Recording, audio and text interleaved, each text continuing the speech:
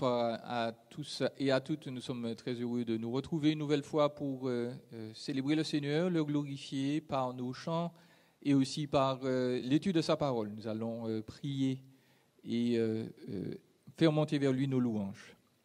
Prions. Seigneur, merci pour ce temps que nous passons à ta présence. Merci d'être là avec nous. Merci d'être le centre de toutes choses. Celui qui nous ancre, qui nous fortifie, qui donne un sens à notre vie. Seigneur, glorifie-toi par ce que nous allons exprimer, par ce que nous allons écouter et méditer et surtout mettre en pratique dans la personne de Jésus, ton Fils. Nous te le demandons. Amen. Amen. L'Écriture nous dit que Jésus-Christ est l'alpha et l'oméga. Il est le commencement et la fin. Et souvent, donc, on mentionne ces deux réalités. Nous devons réaliser qu'il est aussi le milieu, il est le centre de toutes choses. Tout a été créé par lui, pour lui, nous dit l'Écriture, et nos vies doivent être également centrées sur lui. Et c'est ce que nous voulons exprimer aujourd'hui encore. Nous allons chanter quelques chœurs d'adoration, de louange, proclamer qu'il règne sur toutes choses. Je reviens au cœur de la louange.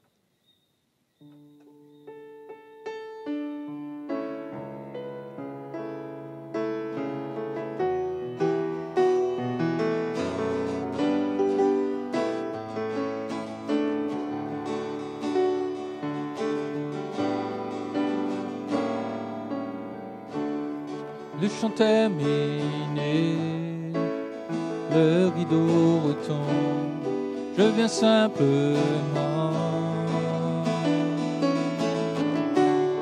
porter mon offrande, car je le désire, de remplir ton cœur.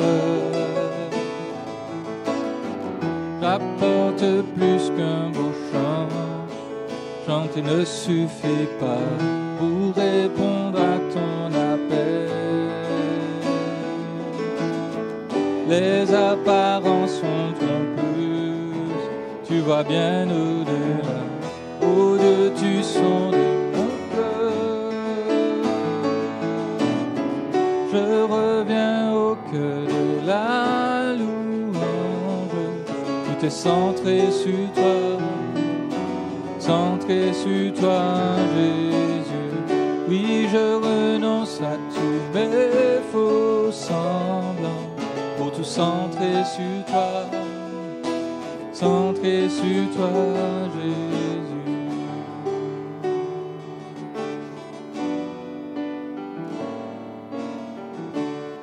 Roi d'éternité, qui peut exprimer ce dont tu es dit?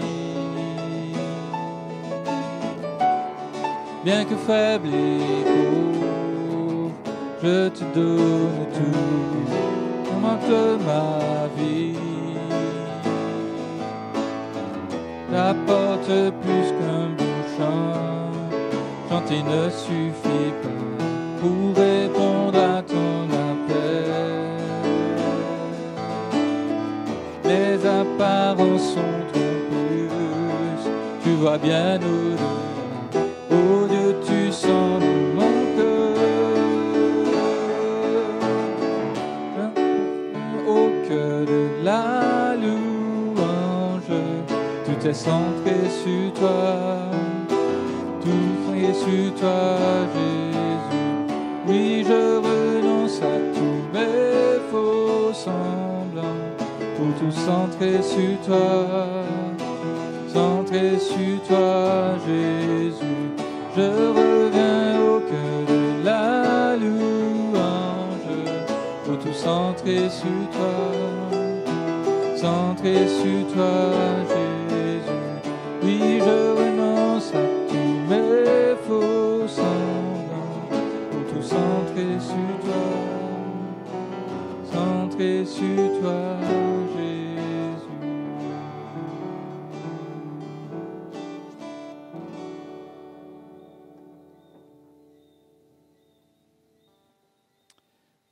Jésus régnera, il est toujours au centre de toutes choses, même si les circonstances sont difficiles, nous avons cette espérance. L'évangile est annoncé. Jésus régnera.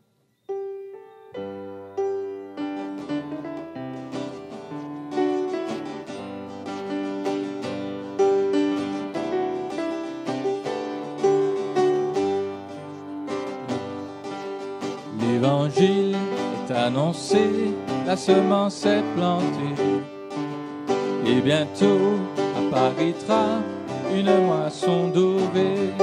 Oh, Jésus régnera, Jésus régnera, oh, Jésus régnera, Jésus régnera. En espoir aux opprimés, c'est le désir du Père. Partageons son grand amour, soyons les lumières. Oh, Jésus régnera, Jésus régnera, oh, Jésus régnera, Jésus régnera. La puissance est libérée à travers nos prières. Les démons sont repoussés, soudain la nuit s'éclaire. Oh, Jésus régnera, Jésus régnera, oh, Jésus régnera, Jésus régnera, oh, Jésus régnera, Jésus régnera, oh, Jésus régnera, Jésus régnera, Jésus régnera.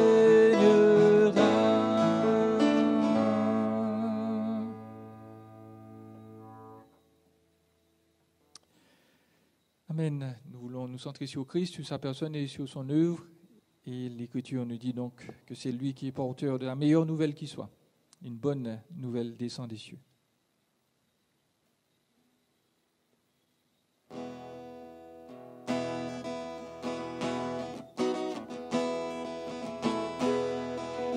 Une bonne nouvelle descend des cieux.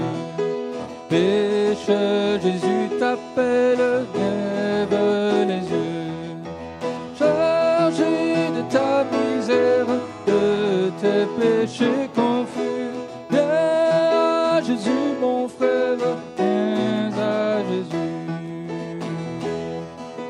Le Fils de Dieu lui-même te racheta. Vois son amour suprême en Golgotha. Au sang qui purifie les cœurs souillés, perdus, que ton cœur se confie, viens à Jésus. Celui que Jésus lave de son péché, au du joug de l'esclave est arraché. Dans son âme affranchie, le mal ne règne plus. L'Esprit nous sanctifie, viens à Jésus. Bien que rien ne t'arrête, viens à l'instant. Ta délivrance est prête, Jésus t'attend. Si tu crois aux victoires, tes péchés ne sont plus, et tu peux chanter gloire, gloire à Jésus.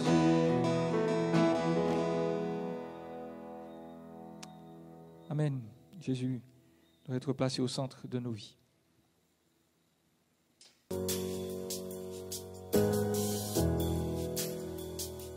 Eh bien, bonsoir. Nous allons prendre nos Bibles et tourner dans l'Évangile selon Marc.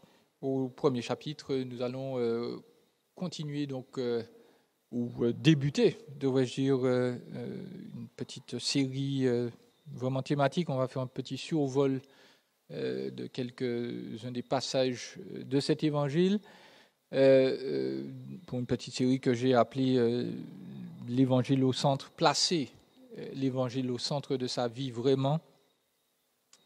Qu'est-ce que cela veut dire? Quelles conséquences pour nous si vraiment nous avons compris ce que c'est que la bonne nouvelle, qui est au centre de la bonne nouvelle aussi, comment ça va changer notre existence. Donc on va lire Marc au chapitre 1, des versets 1 jusqu'au verset 8, et puis on va faire au moins un commencement de survol de ce passage. Si on peut tout terminer aujourd'hui, on va le faire. On va juste prier courtement. Seigneur, merci pour cette occasion de lire ta parole, de la comprendre. Merci Seigneur parce que tu es effectivement au centre de toutes choses, au centre de cet univers. Il y a un trône et tu es établi dessus. C'est toi qui décides de l'avenir des êtres humains, d'une autre en particulier. Et nous prions que vraiment nos vies soient centrées sur cette réalité, que tu es le cœur même de tout ce qui vit, de tout ce qui existe, et que, Seigneur, puisque nous sommes unis à toi, tu vas te glorifier aussi en nous, dans nos vies. Nous prions que ta parole ait son plein effet en nous, dans le nom précieux de Jésus. Amen. Voilà, nous sommes dans Marc, chapitre 1, versets 1 à 8. Je lis dans la seconde 21. Il nous est dit, « Voici le commencement de l'évangile de Jésus-Christ, Fils de Dieu, conformément à ce qui est écrit dans les prophètes. Voici, j'envoie mon messager devant toi pour te préparer le chemin. C'est la voix de celui qui crie dans le désert. Préparez le chemin du Seigneur, rendez ses sentiers droits. » Jean parut, il baptisait dans le désert et prêchait le baptême de repentance pour le pardon des péchés, ou en vue du pardon des péchés. Toute la région de Judée et tous les habitants de Jérusalem se rendaient vers lui. Reconnaissant publiquement leurs péchés, ils se faisaient baptiser par lui dans l'eau du Jourdain. Jean portait un vêtement de poil de chameau et une ceinture de cuillon autour de la taille. Il se nourrissait de sauterelles et de miel sauvage. Il proclamait « Après moi vient celui qui est plus puissant que moi, et je ne suis pas digne de me baisser pour détacher la courroie de ses sandales. Moi, je vous ai baptisé d'eau, lui, il vous baptisera du Saint-Esprit. » Avant de voir pourquoi justement l'évangile est tellement central, on va juste planter le décor un peu et voir une structure un peu de l'évangile selon Marc. Donc, l'évangile, on va voir un peu le rappel de ce que c'est, mais déjà on peut noter qu'il ne s'agit pas ici, quand on parle de l'évangile selon Marc, etc., il s'agit d'un terme technique, il ne s'agit pas de dire directement Jésus-Christ est mort et ressuscité, mais il s'agit d'un type de littérature qui est en fait une espèce de biographie. Et donc l'évangile, c'est un message, on va le voir, qui est annoncé à travers la personne de Jésus-Christ. Et cet évangile, cette bonne nouvelle, les chrétiens savent ce que ça veut dire, eh bien, est décliné en 4 versions, entre guillemets, 4 auteurs différents ont préféré, ont choisi leur source de ce que Jésus a fait et ont voulu éditer dans un but particulier, donc la vie de Jésus pour que les croyants donc soient fortifiés, soient bénis. Et donc, lorsqu'on lit les évangiles, nous avons Marc, Matthieu, etc., écrits dans nos Bibles, et nous lisons l'évangile. Alors, souvent, on lit l'évangile de Marc ou de Matthieu, même moi je fais l'erreur. Ce n'est pas tout à fait vrai, ce n'est pas l'évangile de Matthieu, puisque l'évangile est à tous. C'est l'évangile selon Matthieu, c'est plutôt la meilleure traduction. Et peut-être que dans vos Bibles, dans la seconde 21, cela n'est pas précisé, parce qu'effectivement, dans l'original, il n'y a pas écrit « Évangile selon Marc », on ne sait pas, le titre n'est pas précisé. Ce sont d'autres éléments qui nous disent, voilà, c'est Marc qui a écrit, c'est Matthieu qui a écrit, et les titres des évangiles, je dis bien les titres, donc l'évangile selon Matthieu, selon Marc, selon Luc, ont été apportés après la rédaction du texte dans le 2e siècle après Jésus-Christ. On a commencé à donner des titres. Mais normalement, il n'y avait pas de titre. D'ailleurs, ça commençait simplement, Jean commençait en disant « Au commencement était la parole ». Marc commence en disant « Voici le commencement de l'évangile de Jésus-Christ », et puis c'est tout. Et c'est nous qui avons ajouté Marc, Luc, etc. Donc, Marc écrit pour les Romains, comme on le sait, parce que, donc, premièrement, on a une tradition qui en parle, et puis lorsque nous lisons l'évangile de Marc 7 par exemple, il est en train d'expliquer, il rédige son texte, il dit, Jésus a fait telle chose, et précisément, telle tradition veut ou se faisait pour telle raison. Donc, dans Marc 7, il dit, voilà, les Juifs lavent, font beaucoup de rinçage, entre guillemets, des mains, des bols dans lesquels ils lavent, etc. Il le précise, pourquoi ? Parce que l'audience qui lit ou qui écoute le texte n'est pas juive. Donc il est obligé de donner des petites explications. Marc, par exemple, il va arranger le temps, l'heure, selon la manière romaine, plutôt que la manière juive.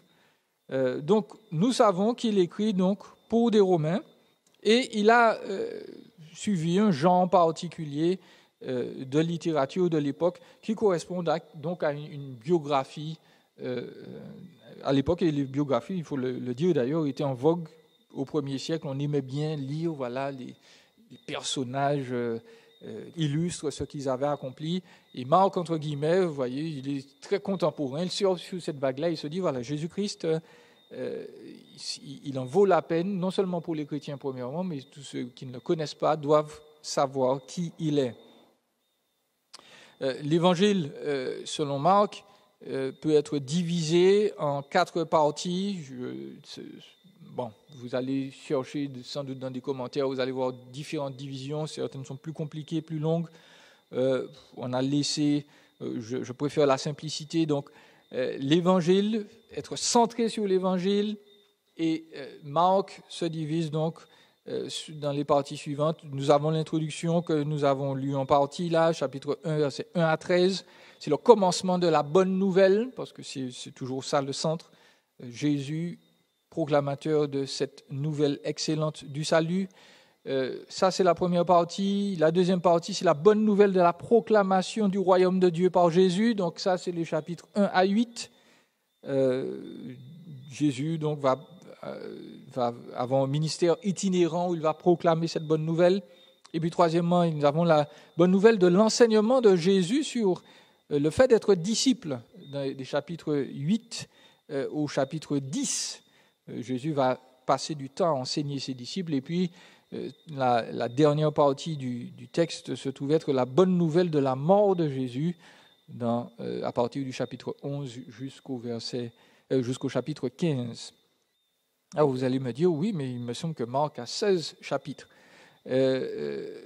On va revenir dessus, mais au chapitre 16, on considère en général que une bonne partie de ce chapitre-là n'est pas de la main de Marc. Visiblement, déjà, on a des mots qui sont un peu différents. On a un style de littérature qui est différent. La manière de parler n'est pas la même. La manière d'écrire n'est pas la même non plus. Donc, nous disons que la bonne nouvelle de la tombe vide est annoncée du chapitre 16, versets 1 à 8, et puis le verset 9 jusqu'au verset 20, eh bien, nous devons vous avouer que la plupart des experts ne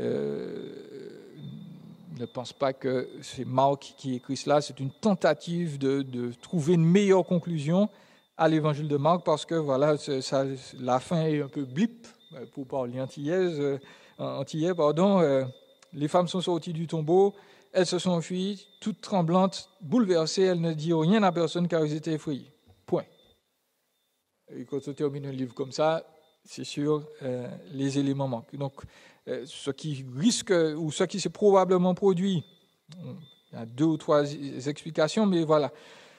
Les livres avant n'étaient pas entre guillemets, des rectangles ou des carrés comme les nôtres. Souvent, c'était des rouleaux.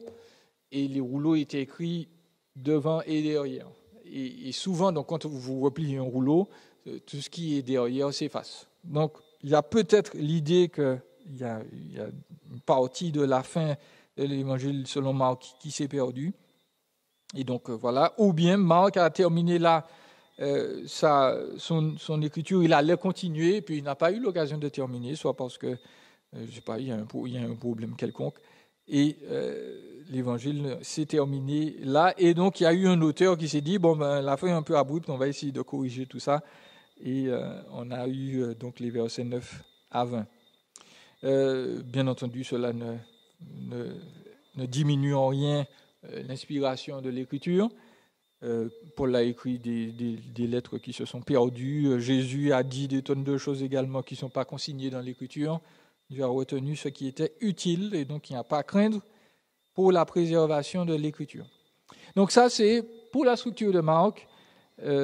C'est une biographie où on va nous dire, voilà, qui est Jésus, parce que c'est lui le centre de cette parole de l'Écriture. Il va le rappeler, c'est un verset que j'aime citer, il faut que les chrétiens le connaissent. Dans Jean 5, verset 39, Christ rappelle, vous sondez les Écritures, vous croyez avoir par elles ou en elles la vie éternelle, elles rendent témoignage me concerne. La Bible entière, de la Genèse jusqu'à l'Apocalypse, a été écrite non pas pour nous parler de nous-mêmes, de combien nous sommes grands, extraordinaires, etc., mais de nous parler de Jésus-Christ. C'est lui qui est le centre de l'Écriture et c'est lui qui doit être le centre de nos vies. Donc, Jésus est au centre de ce récit-là, il est présent tout le temps. Dans les autres évangiles, parfois, on fait des petites parenthèses, on nous parle de certains détails. Et Jésus n'est pas forcément cité, mais dans l'évangile de Marc, Jésus est au centre, entre guillemets, il fait quasiment tout. Il est là dans les scènes d'action. L'évangile de Marc, c'est un évangile rapide, puissant. Il utilise souvent l'expression, on ne l'a pas lu là, mais à partir du verset 12, il utilise souvent l'expression « aussitôt ». Aussitôt, Jésus a fait telle chose. Aussitôt. Ça ne veut pas dire que dans le temps, voilà, tout de suite, Jésus a fait autre chose. C'est un procédé littéraire pour nous dire, voilà, on est en action, les choses avancent, Jésus-Christ est là, il est en train d'agir, on le suit. Allez, ça avance, ça avance, ça avance. Et ça avance vers quoi ? Forcément, nous connaissons les évangiles. Les évangiles, ce sont des livres qui nous parlent de la vie de Jésus, mais surtout de la mort de Jésus. Et donc, en théologie, en particulier dans l'évangile de Marc, on nous dit que, concernant l'évangile de Marc, on nous dit que c'est une introduction à la mort de Christ. Tout l'évangile de Marc, c'est juste quelques chapitres avant la mort de Christ. C'est ce qui est important, fondamental dans cet évangile. L'évangile de Marc, c'est aussi un évangile de questions. Il y a 144 questions dans l'évangile selon Marc, et elles sont toutes en rapport avec Jésus et son ministère. Et il faut noter que 77 de ces questions sont toutes rhétoriques et n'obtiennent aucune réponse de la part de Jésus. On lui pose des questions et soit Jésus dit « vous auriez dû savoir », ou bien il ne répond pas parce qu'il y a de l'incrédulité en place. Donc l'évangile est là pour nous dire qui est Jésus-Christ. Je le précise, c'est important parce que beaucoup de personnes lisent la Bible comme si finalement la Bible a été écrite entre guillemets à leur sujet. Pour eux, dans le sens où voilà, si je lis la Bible, c'est pour que moi, je me retrouve, c'est pour que moi j'ai un soutien, etc. L'Écriture vient, elle nous attrape et elle nous extirpe de nous-mêmes et elle nous dit regarde Jésus-Christ, arrête de regarder à toi, regarde qui est Jésus, contemple-le, regarde ce qu'il a fait. Et ensuite, tu seras transformé et ta situation va changer parce que toi, tu vas changer. Tu seras en rapport avec Jésus-Christ.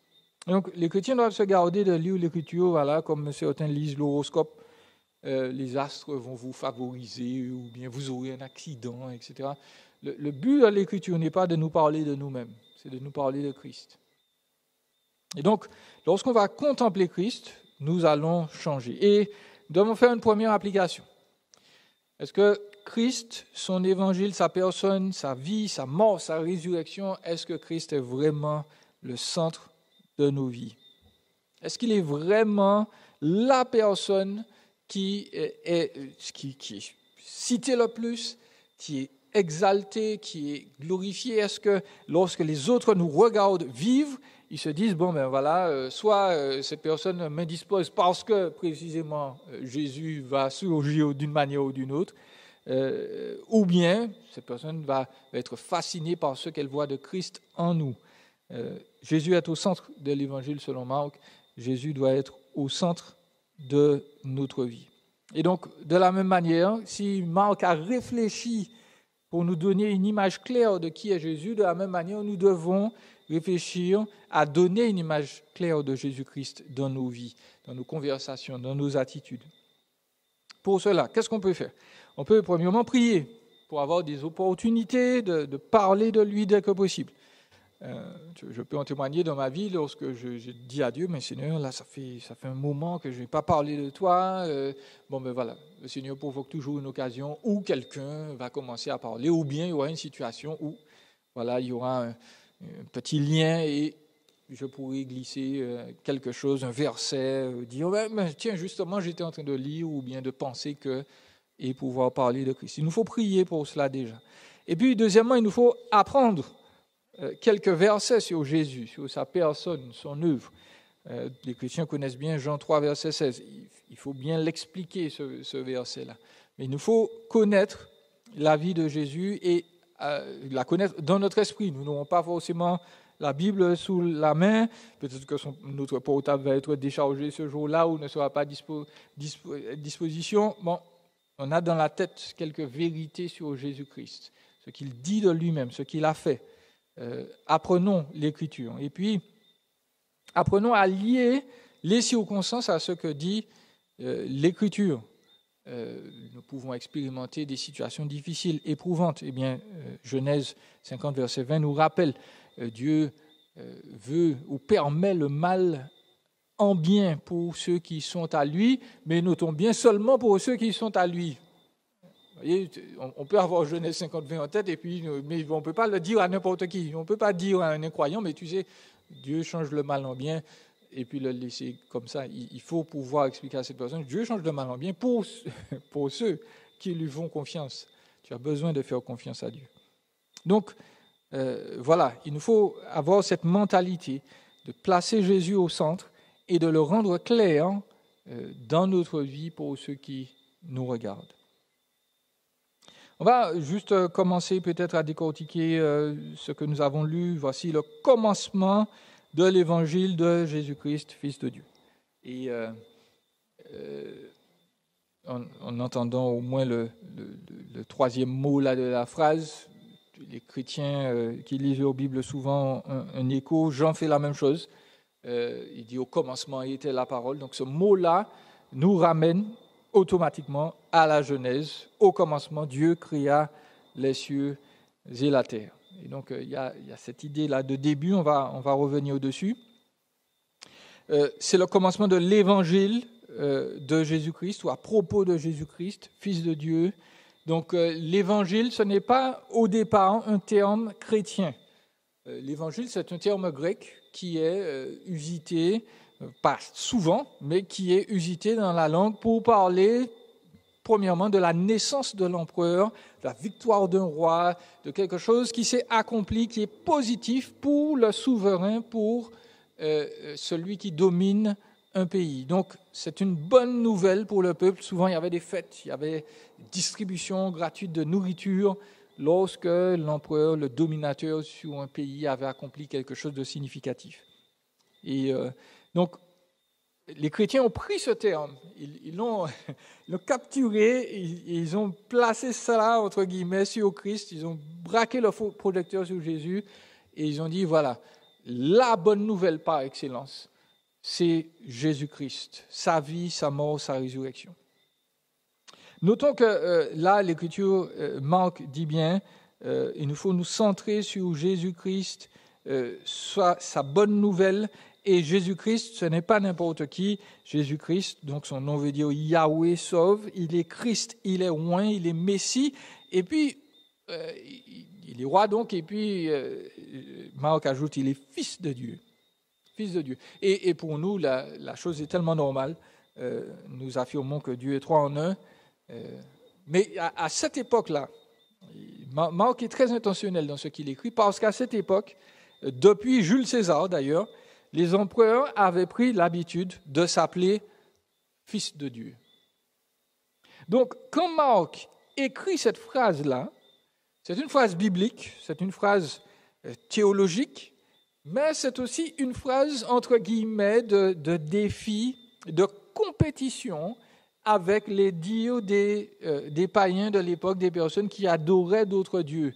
L'empereur se disait Fils de Dieu, Marc dit le seul et vrai Fils de Dieu, c'est Jésus-Christ. Et donc, la formule à l'époque était très dangereuse pour les chrétiens. Pourquoi?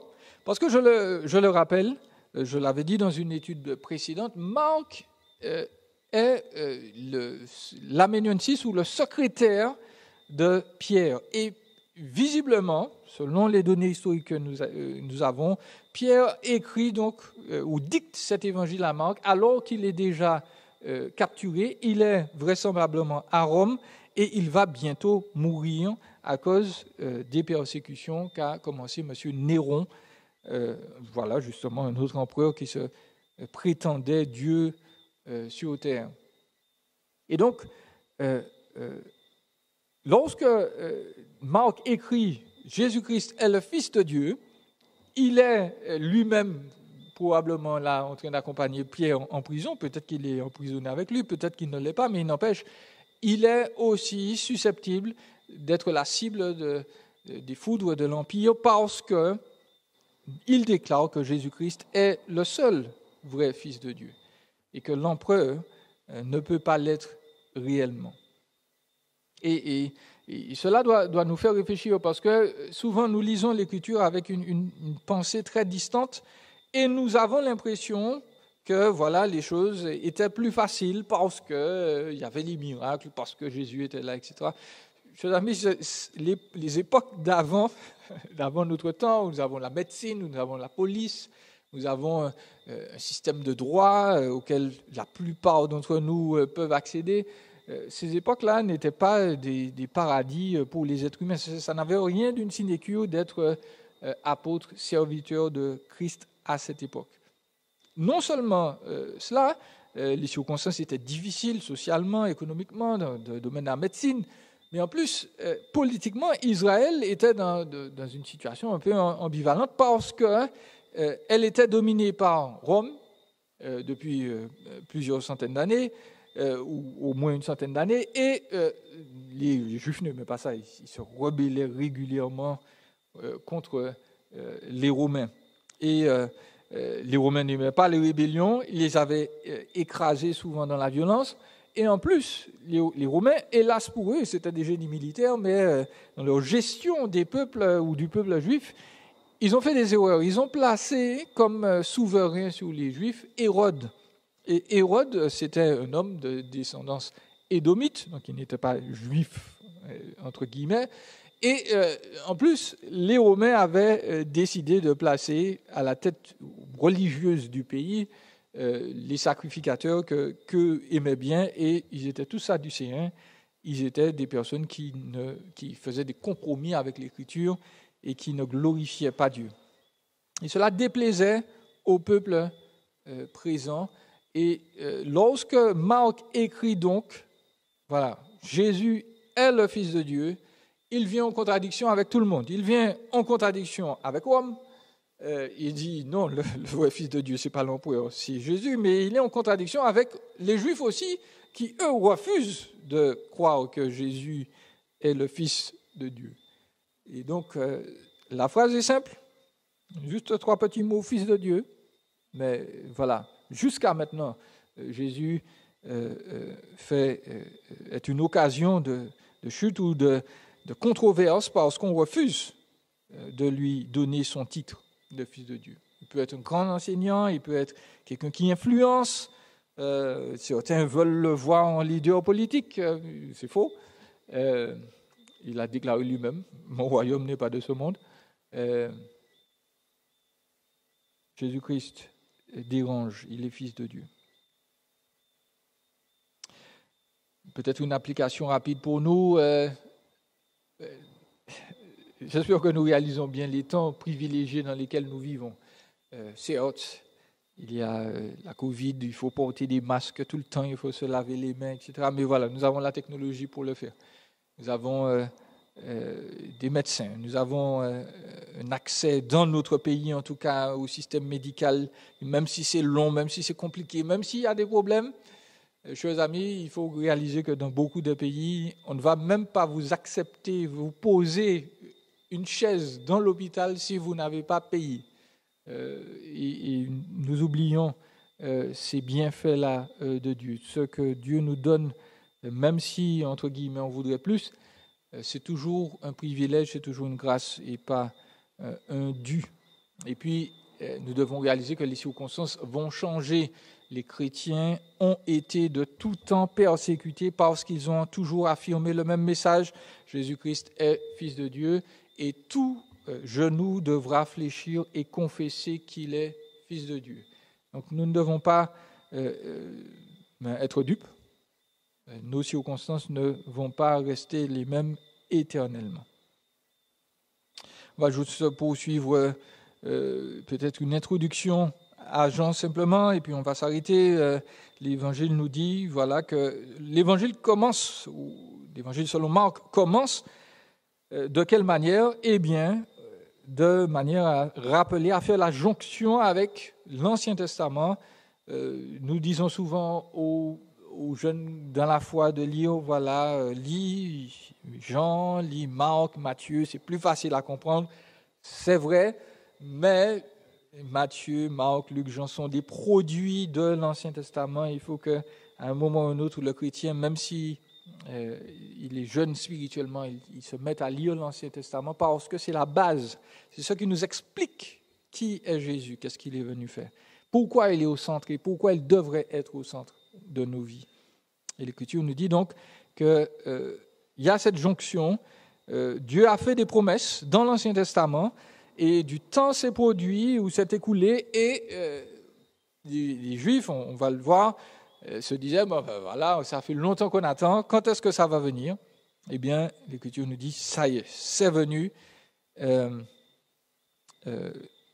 Le messager que Dieu avait promis était venu. Dans Ésaïe 40, on nous a décrit, ou le prophète a décrit le ministère de Jean. Il a dit, voilà, le passage qui est cité là, j'envoie mon messager devant toi pour te préparer le chemin. C'est la voix de celui qui crie dans le désert, préparez le chemin du Seigneur, rendez ses sentiers droits. Ésaïe 40, verset 3. Donc voilà l'accomplissement des promesses de l'Écriture. Dieu ne ment pas, il tient toujours parole. Toujours parole. Si nous nous appuyons sur la Bible, eh bien, nous verrons que Dieu fait toujours ce qu'il a promis. Rien de moins. Dans nos versions de l'Écriture, le dernier prophète listé, Malachie, chapitre 3, nous parle aussi de la même promesse. Donc, quand je dis dans nos versions, je rappelle que la Bible en français en particulier, puis la plupart des Bibles suivent l'ordre, quand on dit l'ordre des livres de la Septante. La Septante, c'est une Bible grecque, mais qui est une traduction de l'hébreu. Et donc, nous avons Genèse, Exode, Lévitique, etc. dans cet ordre-là. Il faut savoir que la Bible hébraïque n'a pas exactement le même ordre. Les prophètes ne sont pas au même endroit. Le dernier livre de la Bible hébraïque, c'est le livre des Chroniques. Mais voilà, le dernier livre arrangé dans la Septante, c'est Malachie. Et dans Malachie, au chapitre 3, versets 23 et 24, il nous est dit, je vous enverrai, le prophète Élie, avant que n'arrive le jour de l'Éternel, ce jour grand et redoutable. Il ramènera le cœur des pères vers leurs enfants et le cœur des enfants vers leurs pères, de peur que je ne vienne frapper le pays de destruction. Et donc Jean arrive pour rappeler au peuple de Dieu, vous n'êtes pas oubliés, je ne vous ai pas délaissé, vous êtes toujours dans l'alignement parfait de mon plan. Jean arrive, c'est un prophète, il est semblable à Élie, même dans la description qu'on en fait, vous le voyez, il a le manteau de cuir, la ceinture le manteau en poil de chameau, la ceinture de cuir, c'est un prophète. Et Élie, Jésus-Christ précise bien dans Matthieu 17, versets 10 à 13 que lorsqu'on lui pose des questions, Jésus répond « Élie est déjà venu. Ils ne l'ont pas reconnu, ils l'ont traité comme ils l'ont voulu. » Et le texte nous précise, verset 13, « Les disciples comprirent alors qu'il leur parlait de Jean-Baptiste. » Donc, c'est une donnée importante. Le texte nous dit deux choses. Le texte nous dit Dieu n'oublie pas ses promesses. Dieu, lorsqu'il parle, il accomplit toujours sa parole. Et le chrétien ne doit pas avoir des espérances qui ne sont pas ce que promet l'Écriture. Il doit lire sa Bible, comprendre quelles sont les promesses réelles de Dieu, les remettre dans leur contexte. Souvent, on cite Jérémie 11, 29, voilà, je connais les pensées que j'ai formulées sur vous, projet de paix et non de malheur. Même moi, je cite ce verset, il faut le remettre dans son contexte. Dieu ne garantit pas que notre vie va être tranquille. Ce n'est pas ce que ce verset veut dire. Pour les Juifs, là, c'était une promesse de retour, voilà, de retour dans les pays promis, de protection. Ce n'est pas forcé que Dieu nous protège toujours ou nous délivre toujours des circonstances dans le temps où on a prévu. En tout cas, il nous faut apprendre à lire la parole de Dieu dans son contexte. Et puis, Jean, et on va s'arrêter là pour aujourd'hui, Jean vient, c'est l'Élie qui doit venir.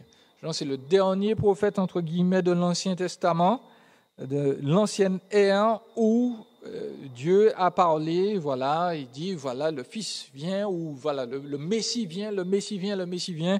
Jean va être la dernière personne à dire, le Messie vient, parce que Jésus lui-même va annoncer, ben voilà, le Messie est venu. Et on revêt Jean de cette aura, de cette autorité prophétique, en l'appelant Élie. Et je voudrais donc faire remarquer un petit point d'eschatologie. Certains disent que, voilà, ils lisent Apocalypse 12 en particulier, où on a deux témoins qui vont revenir, et certains pensent que voilà, ce sera Élie et Moïse qui vont revenir et qui vont se faire tuer, etc., de manière littérale. J'ai tendance à croire, au vu de ce que nous avons lu, que ce n'est pas comme ça qu'il faut interpréter ce passage en particulier.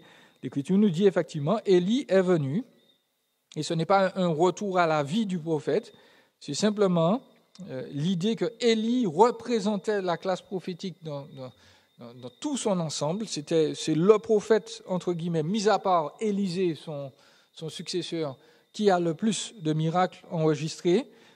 C'est Élisée donc, qui est le plus cité. Élie, c'est une puissance, c'est une force qui va effectivement être un tournant dans la vie d'Israël. Et Élie donc a annoncé des jugements concernant Israël qui se sont produits. C'est le prophète par excellence. Et qu'est-ce que l'Écriture dit ? Eh bien, Jean vient avec cette même mentalité, avec cette même urgence, cette même ferveur pour dire aux gens, il faut se repentir, il faut changer parce que Dieu, là, donne une dernière opportunité à Israël avant le châtiment. Nous avons cité la Malachie. Je rappelle que Dieu dit, il viendra ramener le cœur des pères vers leurs enfants, le cœur des enfants vers leurs pères, de peur que je ne vienne frapper le pays de destruction. Et hélas, pour les chrétiens, ça s'est vérifié. Il y a une réconciliation, il y a une union en Jésus-Christ, mais pour la nation d'Israël, il y a eu un jugement, il y a eu une destruction parce qu'ils n'ont pas cru dans ce qu'a annoncé le nouvel Élie ou le dernier Élie, Jean le baptiseur. Donc on s'arrête là pour aujourd'hui.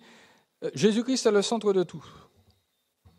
Il doit être le centre de nos vies. Jean est venu annoncer voilà, qu'il n'y a rien de plus excellent. Toute la Bible nous amène à croire que Jésus-Christ est le centre, que c'est lui qui est notre vie, c'est lui qui est tout pour nous. Donc, cela suppose que nous mettons de côté Marie, nous mettons de côté le sabbat, nous mettons de côté nos interprétations particulières, nous mettons de côté tout autre moyen de salut, idole, méditation, prière. Jésus est le centre et nos vies doivent se focaliser sur lui, l'annoncer, ressembler à la sienne autant que possible. Et Jean est venu proclamer cela. C'est lui le centre, c'est lui qui réconcilie les hommes avec Dieu et c'est lui qui peut réconcilier les hommes avec eux-mêmes ou entre eux. Voilà, puisse la parole de Dieu vous fortifier et puissions-nous réfléchir à tous les moyens possibles de mettre Jésus au centre, mettre la bonne nouvelle de sa vie, de sa mort et de sa résurrection dans chaque aspect de nos vies. On va prier. Seigneur, nous voulons te remercier pour ta grâce, ta fidélité que nous voyons dans la personne de ton Fils.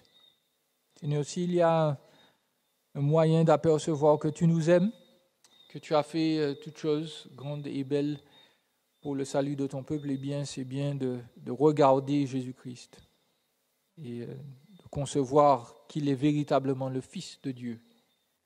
Il est véritablement, Seigneur, celui qui vient ôter notre péché, celui qui nous apporte de bonnes nouvelles.